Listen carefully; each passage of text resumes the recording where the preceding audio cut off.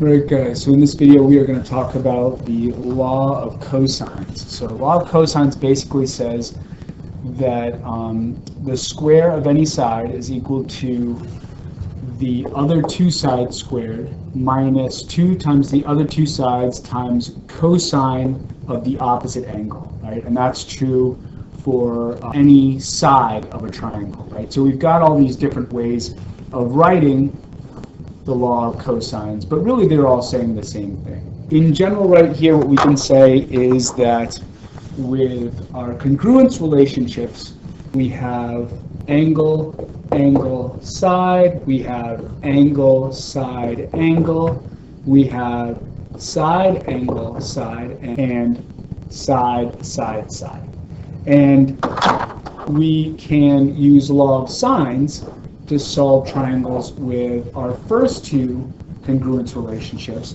The second two congruence relationships, we can't use law of sines, but we can use law of cosines. So side, angle, side, and side, side, side are two congruence relationships that we can use with law of cosines to determine all the dimensions of a triangle. And that's what we're going to do here. So right here, we're going to start by doing side, angle, side together, and then I'm going to give you guys side, side, side to do on your own. So right here, initially we're given a side of length 11, a side of length B, and an angle of 20 degrees. So right here, immediately what I have are the variables that I would need to solve for the side C, right? Because I know side C squared equals A squared plus B squared minus 2 times A times B cosine of the opposite angle C. So right here, I'm going to plug all those values in, and I'm just going to type it into the calculator and find that number. So right here, I'm going to get C squared equals, and then right here we've got our 11 squared plus 5 squared minus 2 times 11 times 5 is cosine of 20 degrees. And at this point, I can just evaluate this number in the calculator. So here we have C squared equals 42.63. And when we take the square root of both sides, we get our side C as 6.53. So we've got all of our sides now. What we want to do from here is solve for the two angles that we're missing, right? Now, if we can get one of the two angles we're missing, we can use the fact that we know there are 180 degrees in a triangle to determine the last angle we need to find all of the dimensions of our triangle. So right here, what I'm going to do is I am going to solve for angle A, and I'm basically going to plug in side A, side B, and side C to do that.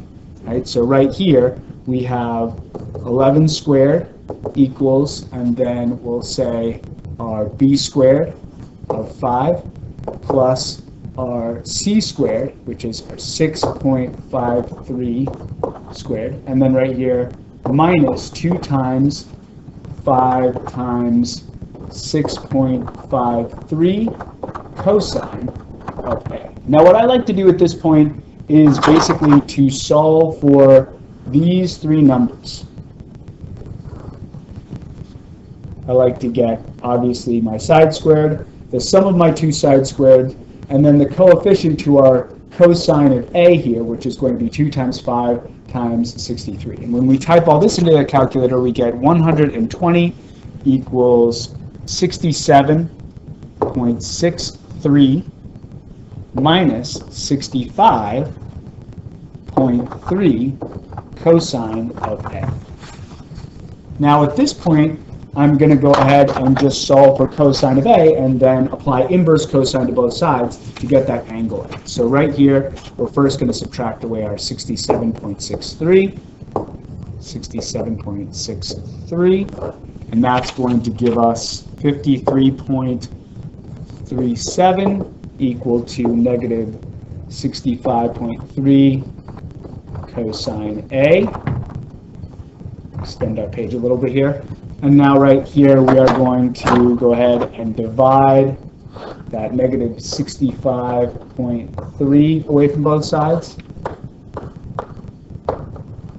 And that's going to give us cosine of A equals negative 0.8172. And when we apply inverse cosine to both sides, we get angle A as inverse cosine of negative 0.8172, or angle A as 144.81 degrees.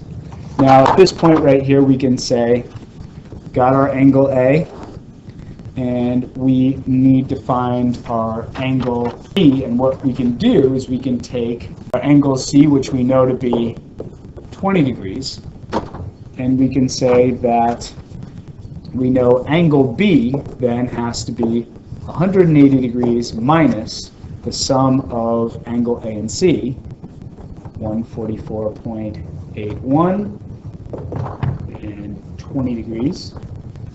And right here, that's going to give us angle B as 15.19 degrees. And those are all the dimensions we were missing from our triangle. We found all of them. So we had side A, side B, and side B, and we just went ahead and found our angle A as 144.81, our angle B as 15.19 degrees, and our side C as 6.53. So right here, what I want you guys to do is to pause the video and give the side scenario a shot. And just to give you guys an idea of strategy, what we're going to have to do is go ahead and find two angles with the method that we used right here. And then with those two angles, we can use the fact that we know 180 degrees in a triangle is going to give us that last angle as that 180 degrees minus the sum of the two angles that we find. All right, guys, so pause the video here and give this one a shot. All right, guys, so looking at this one, I chose to solve for angle A and angle B.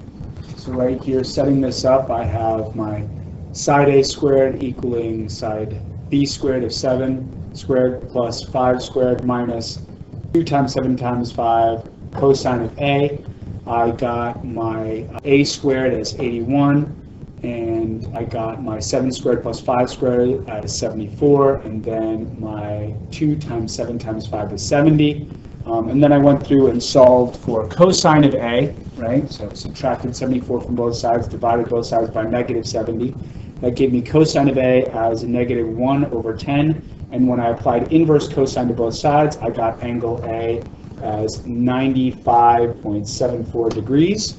And right here, I did the same thing for B. So right here, I set this up where we have side B of 7 squared equaling 9 squared plus 5 squared. That's A squared plus C squared. And then minus 2 times 9 times 5 cosine of B. And then right here, I found 7 squared is 49. 9 squared plus 5 squared is 106. And 2 times 9 times 5 is 90. And I went through and solved for cosine of B, so subtracted 106 from both sides, divided both sides by negative 90, and right here that gave me cosine of B as 57 divided by 90, and then I applied inverse cosine to both sides and got angle B as 50.7 degrees. Now that I have angle A and angle B, I can use those to find angle C by saying they're 180 degrees in a triangle, so angle C has to be 180 minus the sum of angle A and angle B, and that gave me angle C as 33.56 degrees. Okay, guys, so that's this one, and we'll take a look at this stuff more tomorrow.